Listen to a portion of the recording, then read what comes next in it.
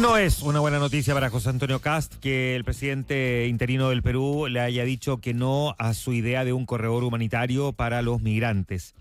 Uno hubiese imaginado que esto podría haber venido de Gustavo Petro, presidente de Colombia, en las antípodas políticas del mandatario electo, pero no de José Gerí, con quien tiene una mayor sintonía, y por lo tanto genera, por supuesto, una situación que al menos es incómoda para quien ha planteado como una de las grandes soluciones para enfrentar el tema migratorio en Chile, precisamente la del corredor humanitario.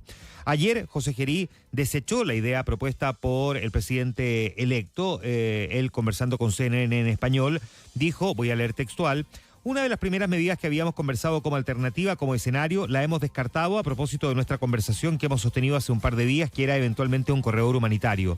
Yo no puedo permitir que ingresen de forma irregular migrantes a nuestro país. El problema de nuestro país, que se desencadena con el tema de la inseguridad, es justamente la migración irregular, porque también vienen prácticas que han contaminado a nuestro país. Eso también es una realidad plena.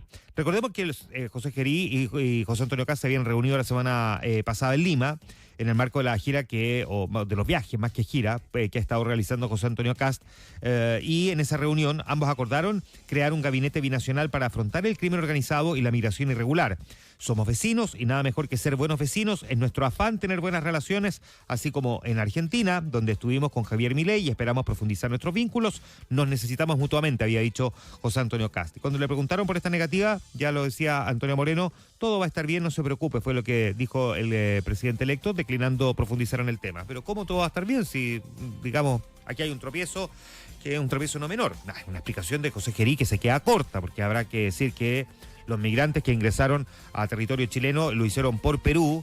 Bueno, la lógica indica que por Perú se tendrán que devolver, pues lo que plantea José Gerí básicamente es que el problema en nuestro país es justamente la migración irregular. Bueno, pero claro, pues si deja que los peruanos, que los migrantes pasen de Perú a Chile, bueno, ahora habrá que permitir que pasen de Chile a Perú. Y la idea no es mandarlos a Perú, sino tener un corredor humanitario, es decir, que vayan a Perú, que de Perú vayan a los siguientes países hasta lograr desembocar finalmente en Venezuela. Es un fracaso para el presidente José Antonio Kast, al menos comunicacional, sí, sin duda lo es. No es culpa de él, ¿no? Porque no depende de su voluntad, sino de la voluntad de otros gobernantes. Pero uno hubiese imaginado que un viaje a Perú para acordar una cuestión como esta habría arrojado un mejor resultado, y en menos de una semana le tira la cadena a la idea del corredor humanitario, y sin Perú la verdad es que esto se hace bastante difícil. Ahora, probablemente la apuesta del candidato José Antonio Kast es conseguir un acuerdo un poco más, si se quiere, transversal entre todos los países latinoamericanos, pero fundamentalmente con la venia de Venezuela. Y Venezuela hemos visto, más allá de las bravuconadas y las declaraciones de Delcy Rodríguez, la presidenta encargada, y de Diosdado Cabello, en términos de que tienen que liberar a Nicolás Maduro y a su mujer y cosas por el estilo, es que en el fondo el gobierno a cargo en Venezuela en estos momentos está haciéndole lo suficiente guiño a Estados Unidos para evitar un desplome de quienes hoy día están en el poder. De hecho, el propio Diosdado Cabello ayer anunciaba la reapertura de la embajada de Estados Unidos en Venezuela como un acto, decía él, para tratar de garantizar de alguna manera un vínculo o un diálogo más directo con los canales norteamericanos. Él dice que de hecho una manera de poder proteger a Nicolás Maduro, como no hay funcionarios diplomáticos del país caribeño en Washington y viceversa, la verdad es que las comunicaciones se hacen más difíciles, entonces ahora están pensando en abrir la embajada, pero en el fondo es como la reinstalación de alguna manera de las relaciones y los canales diplomáticos propiamente tal. Y es muy probable que voy a decirlo de una forma elegante, solicitud de Estados Unidos, si es que no de imposición de Estados Unidos, Venezuela termine aceptando el permitir el regreso de los ciudadanos que pretendan volver a su propio país y que lo hagan a través de o corredores humanitarios o de vuelos incluso, que es una posibilidad cierta que por ahora no está operando, pero que en algún momento debería reanudarse.